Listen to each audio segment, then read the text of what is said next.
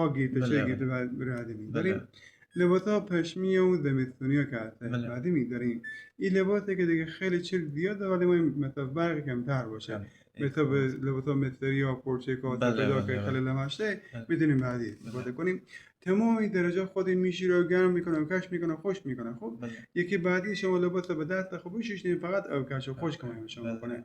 یکی بعدی فقط ما این به شما خوش کنه و یکی آخرم که حتی شوشتن خود ماشین هر 3 ماه 6 ماه خودرا مسئول داره می‌دونید که بوی تفت ماشین رو شما پاک کنه. فقط درجه که ما این درجه خود تنظیم میکنیم می‌ذاریم آخر سر این پلی استارت که دادین دیگه خودم کار کنه. این درجه هم که هر کدوم خودت تنظیم کنید. بله هر کدوم که شما می‌ذارید خودت تنظیم کنید.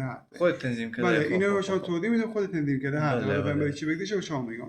این زمان تأخیر تا حال میشه نشون نمیگه 5 تا 6 تا بعد ما روشن میشه. این پلی که بدونیم تا 6 تا دیگه روشن میشه در این ساعت.